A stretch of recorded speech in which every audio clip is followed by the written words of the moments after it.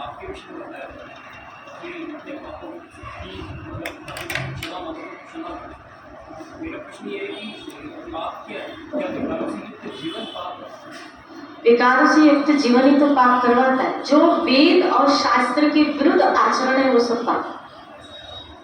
शास्त्र आपको मार्गदर्शन करते हैं इस चीज का कि क्या करना चाहिए, क्या नहीं करना चाहिए, और इन संतों के माध्यम के द्वारा उस शास्त्र की वाणी को हम समझ कि सिद्धांत 4 नियम क्यों रखे गए, आपको पाप से बचाने के लिए।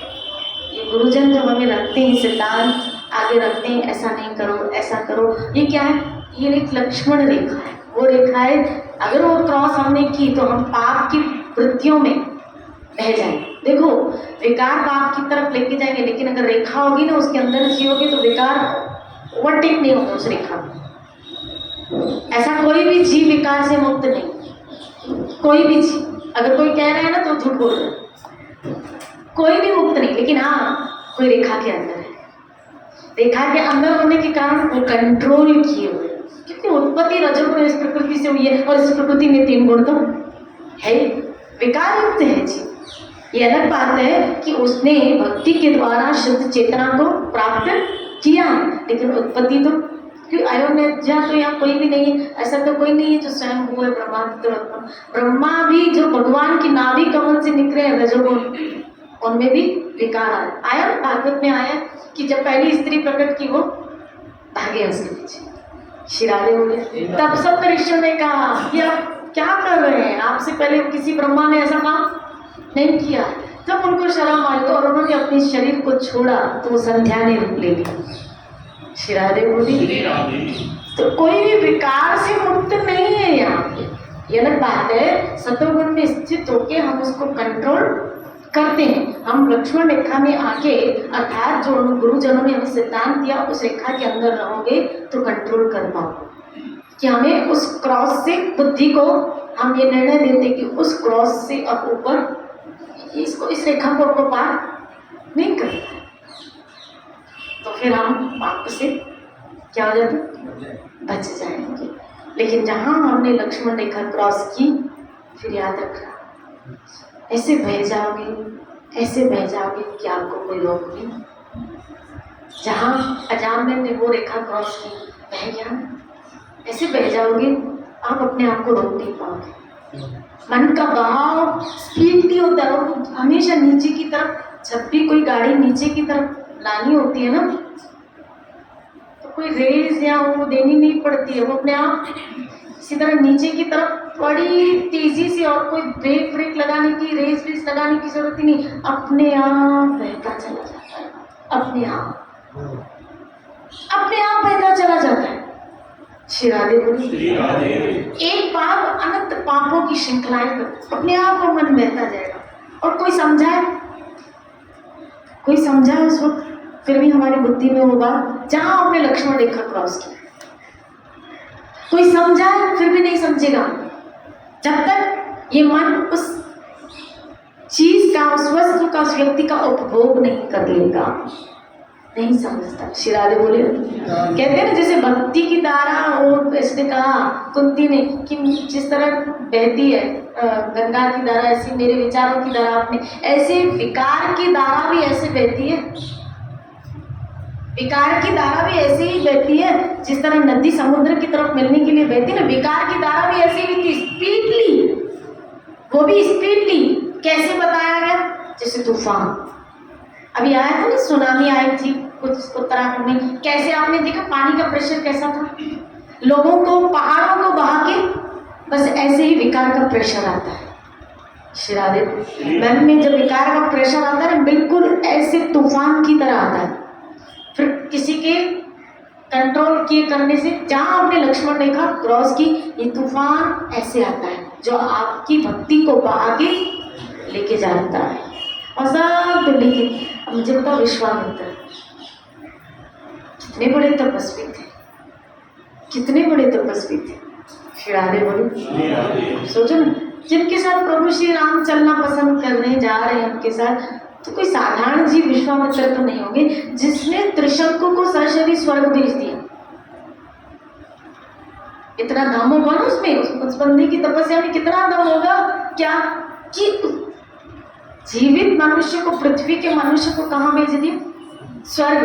मेरे होते कुछ, और अगर उसने त्रिशंकु को निकाला तो एक नए स्वर्ग का निर्माण भी कर दिया किसने? विश्वामित्र ने।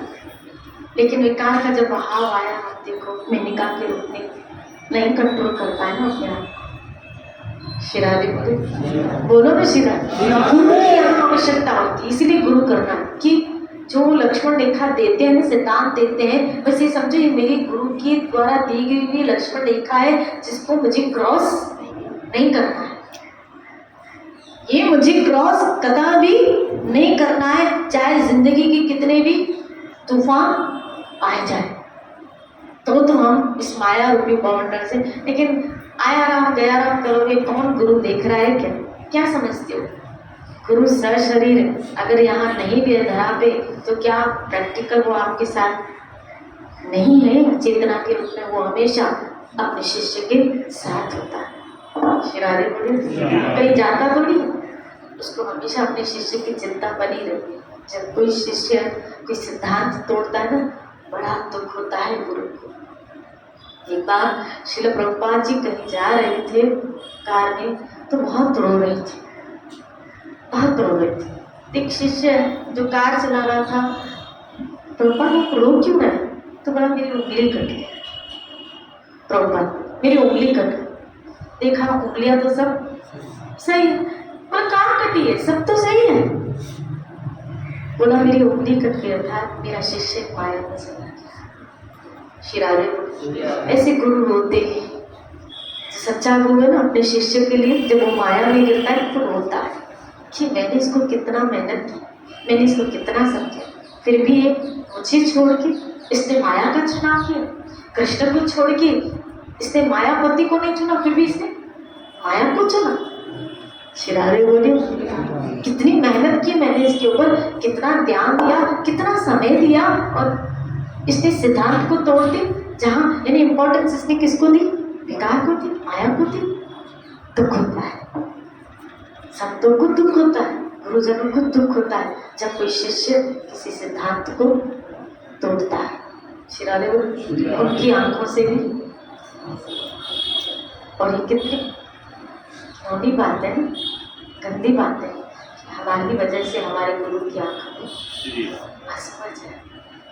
शिरारे बोले जिसने हमको हंसाया और उसको हम उसको रुलाए, जिसने हमको हंसाया, जिसने जीवन में हमारी खुशियां कर दी और हम उनको रुलाए, क्या ये अच्छी बात है?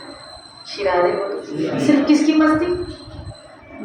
इस मन की मस्ती, सिर्फ इस मन की मस्ती। यानी इसका मतलब है हम गुरु मुख तो हुए नहीं, हम किस मुख हुए?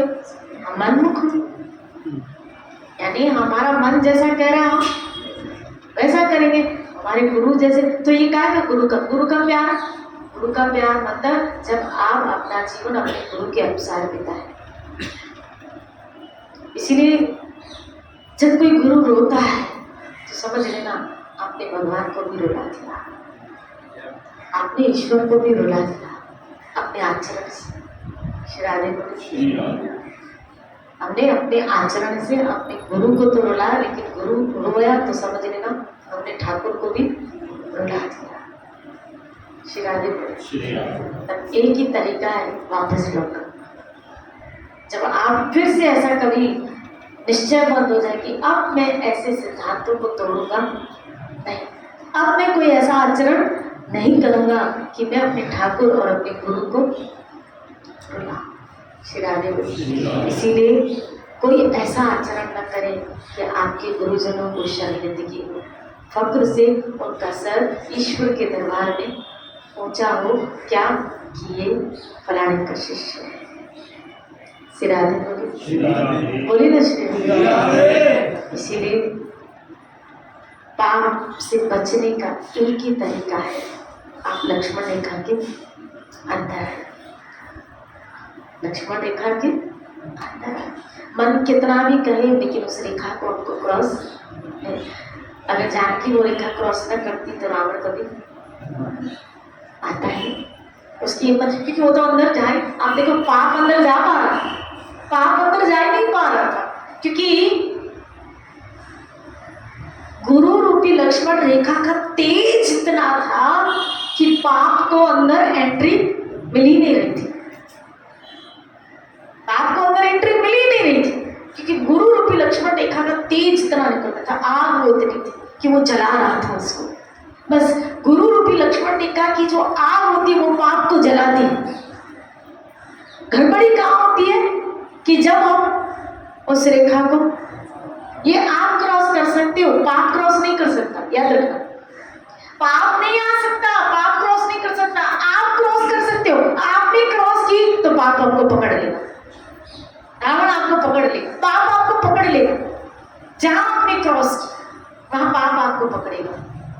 जब भी कभी शिष्य का पतन हुआ है वो उसने रेखा क्रॉस की है, तभी उसका पतन हुआ है। जब भी कभी पतन हुआ है तो उसने रेखा क्रॉस की है। ये इस घटना के द्वारा हम सब समझ सकते हैं। श्री राधे बोले। फिर भक्ति चली गई, चली गई। श्री राधे बोले। सीता रूपी भक्ति चली गई। अब फिर हनुमान आए, सीता की खोज करे, गुरु आए और हमारी भक्ति को फिर क्या करे, कहाँ खो गई। इसके अंदर भक्ति मैंने डाली थी, बीज डाले थे, कहाँ खो गए, कहाँ खो गए। ये तो पाप की कैद में बैठा है, इसकी भक्ति तो पाप के कैद में बैठी है। सीता रावण की कैद में बैठी है, इसकी भक्ति तो पाप के कैद में बैठी है। अब क्या, अब हनुमान जाके खबर देता है, यानी गुरु जाके फिर रिकमेंडेट करता है किसकी, हरि की। प्रभु इसके ऊपर इसको सेवा दो वापस। श्री राधे बोले, बोलो ना श्री राधे।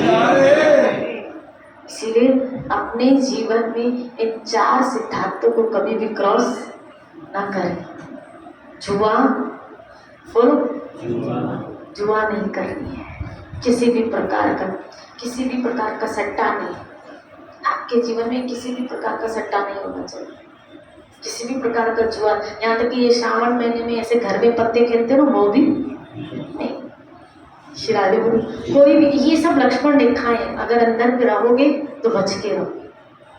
किसी भी प्रकार का जुआ, नशा नहीं होना चाहिए हमारे जीवन।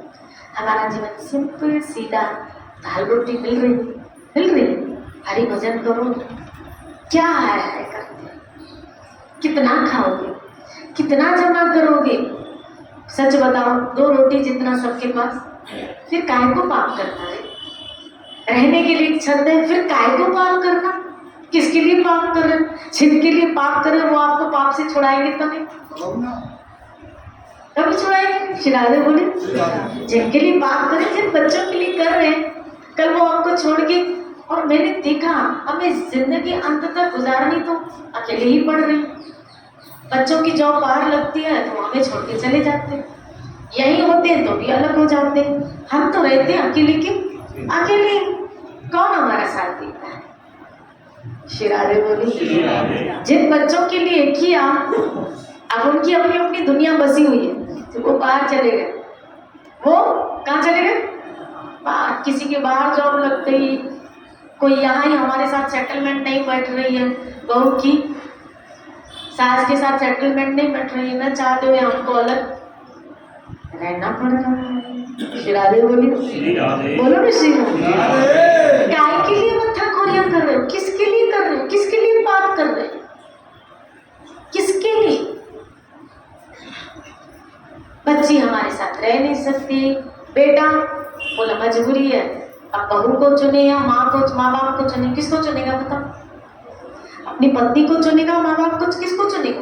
पत्नी कहती है माँ बाप को छोड़ो या मुझे तलाक दो, तो क्या करें। जो सबर माता पिता होंगे वो तो ये बेटा तेरा घर बसा है, हम तो अभी बुढ़ा गए, जैसे तैसे बिता लेंगे, तू अपनी जिंदगी हमारे लिए काय की खराब कर रहा है।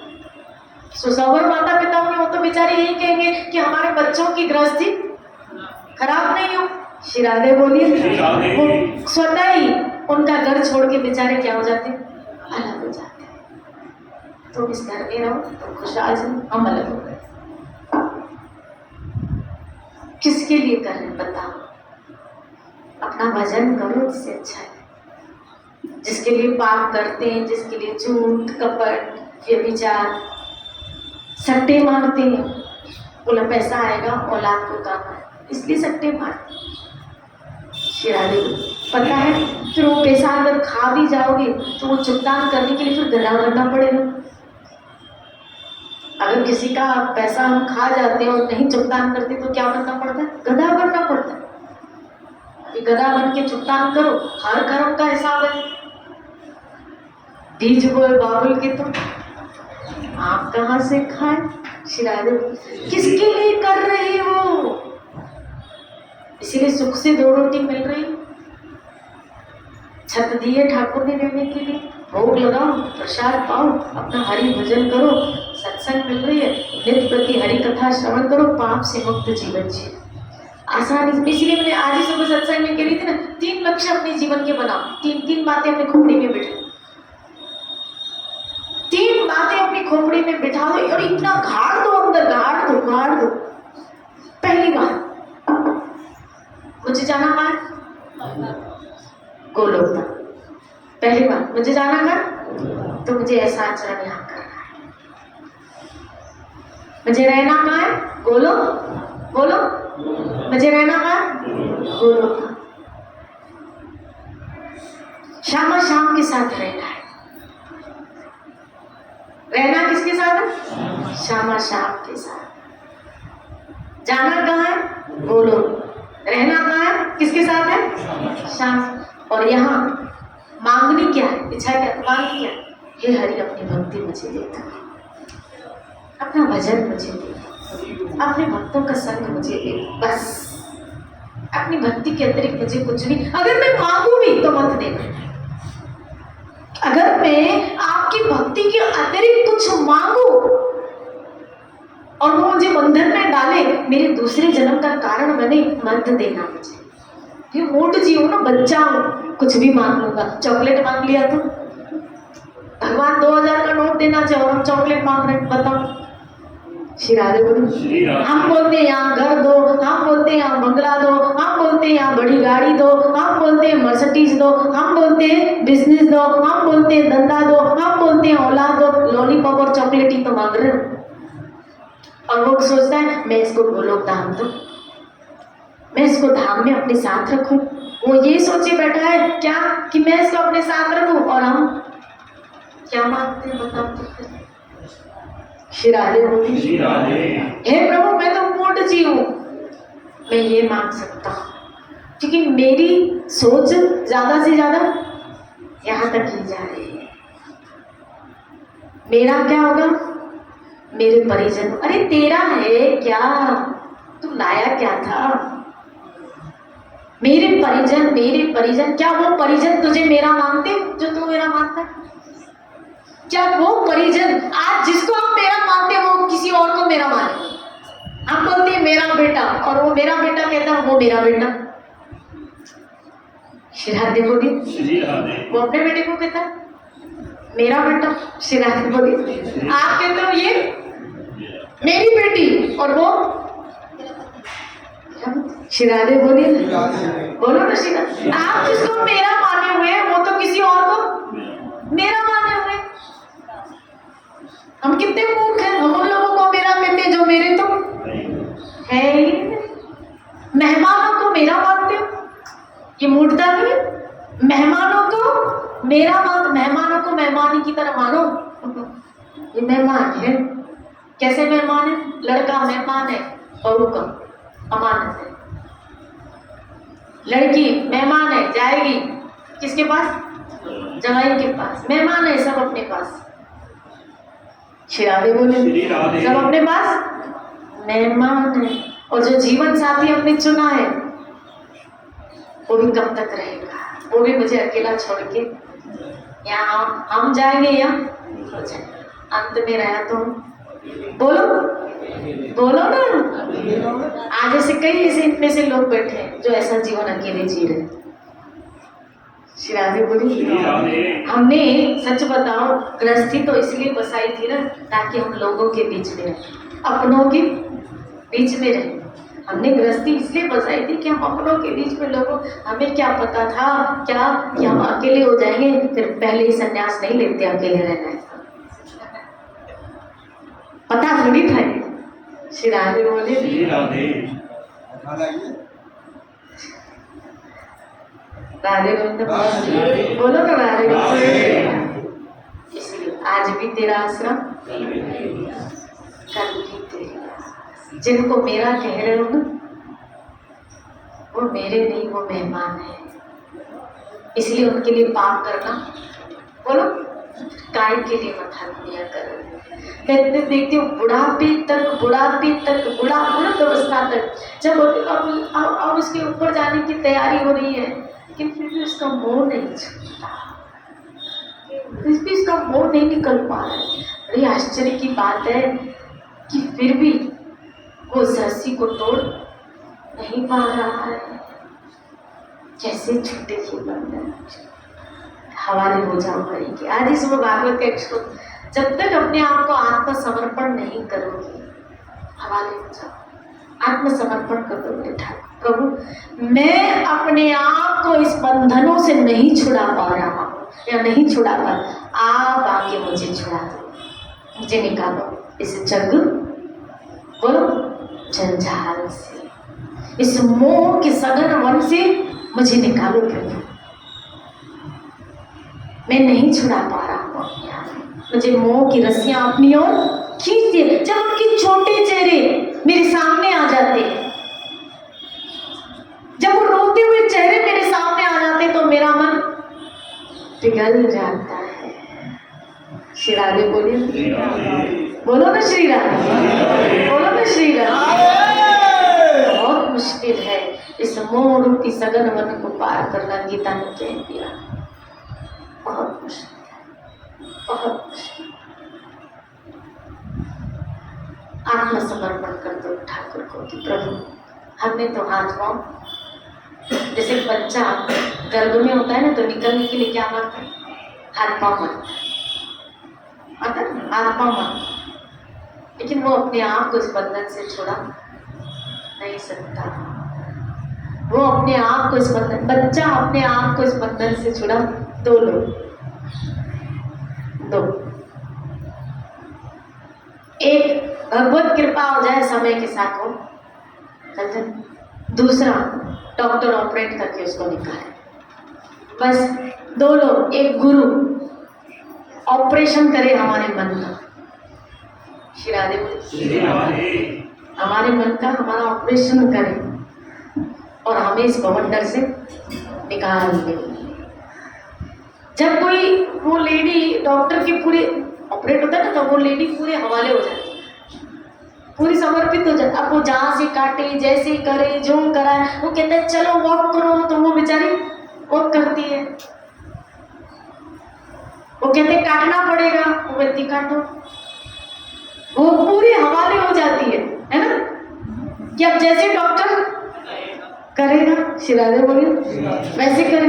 बस आपको भी ऐसे ही गुरुजनों के कृष्ण के हवाले हो जाए, आप वो जैसे करे, जहां से काटे, इस मन को भले ऐसे तिरछे बाण लगाए कि मेरा मन छिन्न भिन्न हो जाए। जब सत्संग के वचन हमारे मन को तोड़ते हैं तब ऐसा लगता है क्या जल्दी सत्संग से उठ के चले जाए। हमारे आम को जब तोड़ा जाता है, हमारे मन का ऑपरेशन होता है, ऑपरेशन जैसे पेट का ऑपरेशन होता है स्त्री के तो बच्चा निकलता है ना, तो जब मन का ऑपरेशन होता है ना तो भगवान निकलता है, ठाकुर निकलता है। श्री राधे। गुरुजन जब इस मन का ऑपरेशन करते हैं, जब ऑपरेशन होता है इसका, सब पुर्जे ठीक किए जाते हैं, जहाँ जहाँ होना चाहिए, मुंह इधर होना चाहिए, लोभ इधर होना चाहिए, नाम में इसके लोभ को लगाओ, इसका मुंह ठाकुर सेवा में लगाओ। श्री राधे बोले, ये ऑपरेशन हो रहा है मन का। श्री राधे बोले, तो जब मन का प्रॉपर ऑपरेशन हो जाता है तब मेरा ठाकुर प्रकट हो जाता है। बच्चा प्रकट हुआ, यहाँ भगवान प्रकट हुआ। और जैसे ही बच्चा प्रकट होता है ना तो क्या आनंद, खुशी। जब बताओ माँ का ऑपरेट होता है तब उसको तकलीफ तो होती है, उसको कष्ट तो होता है, ये बात हमको पता। इसी तरह जब हमारे मन का ऑपरेशन होता है ना सत्संग में, तब हमें भी कष्ट तो, हमारे मन को ठेस पहुंचती है जब ऐसे शब्दों के द्वारा हमारे मन को, हमारे आँख को मारा जाता है। श्री राधे बोलिए ना श्री राधे। ऑपरेशन होता है, दर्द तो होता है, लेकिन वो दर्द आपको ठीक करने के लिए, वो आपको खुशी देने के लिए, वो आपको आनंद देने के लिए, वो आपको हमेशा के दर्द से छुड़ाने के लिए है। याद रखना, सत्संग में जो सत्य के द्वारा वचनों का दर्द आपके मन को पहुंचता है, वो हमेशा के दर्द को छुड़ाने के लिए होता है, ताकि आप आवागमन के इस दर्द से ही मुक्त हो जाओ। श्री राधे बोलिए ना श्री राधे। इसीलिए रेखा के अंदर, रेखा के अंदर तो जीवन पाप से मुक्त है, लेकिन जहां आपने रेखा क्रॉस की वहां आपको कोई कोई कोई कोई नहीं बचा पाएगा, कोई नहीं। ये दिमाग में बात बिठा लो, कोई नहीं हमको बचा पाएगा। इसलिए फिर कह रही हूँ, 3 बातें अपने दिमाग में रखो। मुझे गोलोक चाहिए, मुझे गोलोक धाम में जाना है, मुझे कृष्ण के साथ रहना है। इच्छा रखो तो एक ऐसी इच्छा रखो कि ये इच्छा सारी इच्छाओं को काट दे, सारी कामनाओं को काट दे। मुझे चाहिए तो हरि भक्ति चाहिए, बस और कुछ नहीं। अब किसी से कुछ चाहिए, श्री राधे बोले। राग द्वेष लोभ काम तब उत्पन्न होता है जब किसी से ईर्ष्या है, द्वेष है, कुछ चाहिए। लेकिन अब किसी से कुछ चाहिए तो गोविंद से जाना है तो वहां जाना है। किसी के साथ रहने का मूड ही नहीं, मूड ही मत बनाओ मुझे किसी के साथ रहना है। मुझे रहना है तो कृष्ण के साथ रहना, गोविंद के साथ। अब गोविंद के साथ रहना है तो फिर ऐसा बनना भी पड़ेगा। और ऐसा बनना है तो मैं ऐसी बन जाऊं जो तेरी मर्जी है। श्री राधे बोले, जिसकी जो मर्जी हम वैसे बनते जाए। अगर उसके साथ रहना है, बोलो हाँ कि रहना है, बोलो सबको नहीं रहना है। श्री राधे बोले, अगर उसके साथ रहना है तो अगर उसके साथ रहना है तो फिर वैसा बनना पड़ेगा जैसा वो हमको चाहता है। उसके साथ रहने के लिए उसकी टर्म्स एंड कंडीशन फॉलो। जैसे किसी कंपनी कहती है कि भाई यहाँ जॉब मिलेगी, लेकिन हमारे टर्म्स एंड कंडीशन फॉलो करने पड़ेंगे, है ना। हमारे टर्म्स एंड कंडीशन, वो कहती है ये कपड़े आपको पहनने पड़ेंगे तो व्यक्ति जॉब के लिए पहनता नहीं पहनता। बताओ, ये बिल लगाना पड़ेगा, क्या बोलते हैं वो, टाई लगानी पड़ती है तो लगाओ, वो ID कार्ड लगाना पड़ता है तो लगाओ, वो सब करता है। शू पहनना है तो पहनो, वो सब करता है। खाली उस कंपनी में क्या मिल जाए, जॉब मिल जाए, एंट्री मिल जाए उस कंपनी में। जो अरे एक कंपनी की जॉब के लिए जिसमें कुछ सैलरी पैकेज अच्छा है मिलेगा तो ऐसी टाई, ऐसा बूट, ऐसा शूट, ऐसे कपड़े, ऐसे सब पहनते हो। बस जिस तरह इस कंपनी में रहने के लिए सब उसके टर्म्स एंड कंडीशन फॉलो करते हो ना, उस कंपनी में, उस धाम में रहने के लिए उसके terms and condition should be applied. Shri बोले, आपको वो फॉलो करने पड़े। कंठी पहननी पड़ेगी, हाँ सरकार पहनेंगे। माला घुमानी पड़ेगी, हाँ सरकार घुमाएंगे। श्री राधे बोले, मेरे भक्त बनना पड़ेगा, बोलो मन मना भगवद भक्त, मेरा भक्त बनना पड़ेगा, हाँ सरकार बनेंगे।